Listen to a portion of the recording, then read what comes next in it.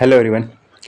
आज की इस वीडियो में हम लोग बात करेंगे क्लास 12 सामान्य हिंदी का जो पहला चैप्टर है राष्ट्र का स्वरूप, उसके बारे में बात करेंगे।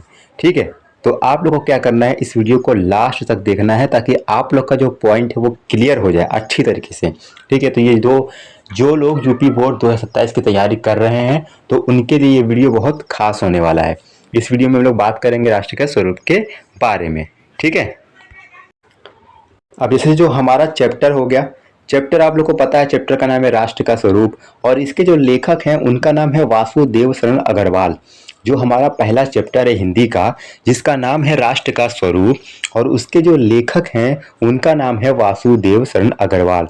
ठीक है, ये गद्य खंड का अध्याय 1 है, यानी कि हिंदी का जो गद्य खंड है उसका पहला चैप्टर है जिसका नाम है राष्ट्र का स्वरूप और लेखक हैं वासुदेव शरण अग्रवाल। ठीक है, आपसे 1 नंबर के क्वेश्चन में ये भी पूछ सकता है, जो एमसीक्यू होता है उसमें ये पूछ सकता है कि राष्ट्र का स्वरूप के लेखक कौन है। उसमें 4 ऑप्शन दे देगा, आपको दे देगा वासुदेव शरण अग्रवाल, आचार्य हजारी प्रसाद द्विवेदी और हो गया प्रोफेसर जी सुंदर रेड्डी और एपीजे अब्दुल कलाम। तो आपको चारों में से कोई एक आंसर आपको सही करना है जिसमें कि आपका राष्ट्र का जो वासुदेव शरण अग्रवाल जी हैं ये है राष्ट्र का स्वरूप के लेखक, तो आपको इस तरह से 1 नंबर पूरे मिल जाएंगे। तो इसलिए आपको एक एक पॉइंट बहुत ही ध्यान से बहुत ही अच्छे से देखने की कोशिश करना है। अब हम लोग बढ़ते हैं आगे। जैसे कि हमारा जो लिखा हुआ है आपको दिख रहा होगा, जैसे कि ये लिखा हुआ है भूमि। भूमि के बारे में, भूमि क्या होता है, भूमि मतलब पृथ्वी। तो यहाँ पे हम लोग एक्सप्लेन करते हुए समझेंगे कि वासुदेव शरण अग्रवाल का ये निबंध जो है राष्ट्र के निर्माण के लिए 3 आवश्यक तत्वों की व्याख्या करता है। जो वासुदेव शरण जो अग्रवाल जी हैं उनका ये जो निबंध है राष्ट्र के निर्माण के लिए 3 आवश्यक तत्वों की व्याख्या करता है। 3 आवश्यक तत्वों की व्याख्या करता है। ठीक है, जैसे आपको बता दें, पहला पॉइंट आपका ये है कि भूमि जो है राष्ट्र का भौतिक आधार है। जो भूमि है, जो पृथ्वी है, वो राष्ट्र का भौतिक आधार है। इसके अंतर्गत पृथ्वी का स्वरूप, उसकी प्राकृतिक संपदा जैसे पर्वत, नदियां, वन और खनिज पदार्थ शामिल हैं। ठीक है, जो भूमि है वो राष्ट्र का भौतिक आधार है। इसके अंतर्गत पृथ्वी का स्वरूप, उसकी प्राकृतिक संपदा जैसे पर्वत हो गया, नदियां हो गई, वन हो गए और खनिज पदार्थ शामिल हैं। ठीक है, ये जो आपका पहला पॉइंट है इसमें आपको ये पढ़ना है, जैसे भूमि जो है राष्ट्र का भौतिक आधार है। जो भूमि होती है, जो पृथ्वी होती है, वो क्या होती है, जो राष्ट्र का भौतिक आधार होती है। इसके अंतर्गत जो है पृथ्वी का जो स्वरूप है, उसकी प्राकृतिक संपदा है, जैसे पर्वत हो गया, नदियां हो गया, वन हो गए और खनिज पदार्थ शामिल है, जैसे कि आप इस डायग्राम में देख सकते हैं।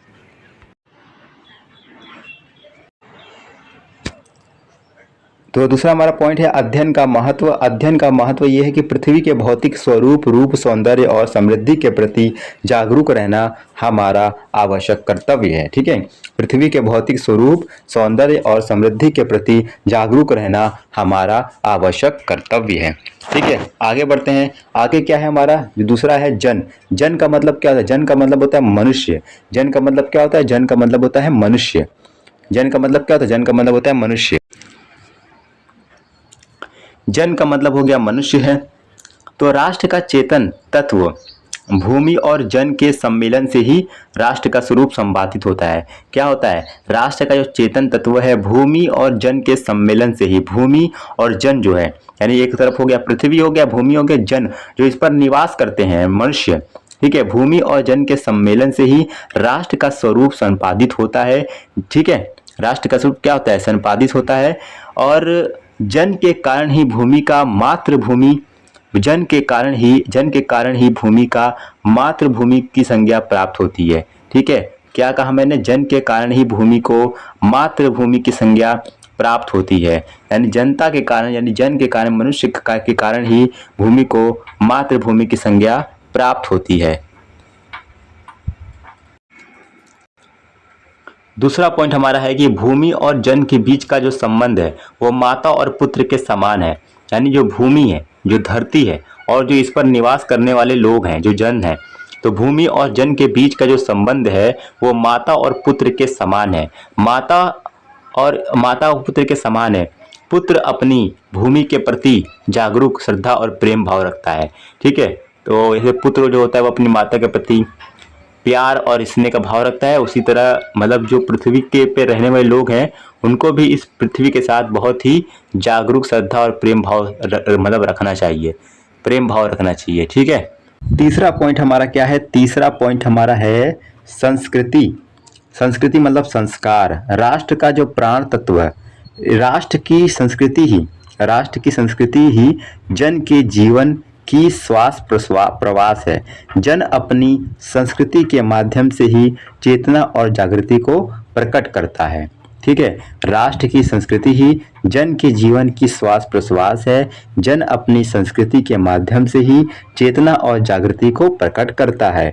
दूसरा पॉइंट है कि संस्कृति के अंतर्गत धर्म, दर्शन, साहित्य, कला, संगीत आदि का विकास होता है, जो राष्ट्र की आंतरिक एकता को मजबूत करता है। ठीक है, इतनी बात समझ में आ गई होगी आप लोग को। ठीक है, अब हम लोग बढ़ते हैं आगे। अगला क्या है? निष्कर्ष, हॉलिस्टिक व्यू। निष्कर्ष भूमि कि जन और संस्कृति की एकात्मकता। राष्ट्र का स्वरूप का अर्थ है भूमि, जन और संस्कृति का एकत्रित रूप। इन तीनों के मिलन से ही राष्ट्र का जो सच्चा स्वरूप प्रकट होता है। ठीक है, उसके बाद देखिए, राष्ट्र के उत्थान के लिए तीनों तत्वों के प्रति संतुलित ध्यान, दोनों और संस्कृति को सुरक्षित रखना आवश्यक है। साहित्य, कला, दर्शन द्वारा आंतरिक एकता मजबूत होती है। ठीक है, तो इतनी बात क्लियर हो गई होगी आप लोग को। तो इस वीडियो में हम लोग इतना पढ़ लिया है। अगर आप लोग को वीडियो अच्छी लगी हो तो वीडियो को लाइक करिएगा और चैनल को सब्सक्राइब करिएगा। और ये जो इसके नेक्स्ट जो पार्ट है वो मैं बहुत जल्द चैनल पे अपलोड करने वाला हूँ। तो अगर आपको जैसे कि इसका नोट्स चाहिए तो आपको टेलीग्राम पर इसका नोट्स मिल जाएगा, वहाँ से जाकर आप इसका नोट्स ले सकते हैं। ठीक है, तो फिर मिलते हैं नेक्स्ट वीडियो में।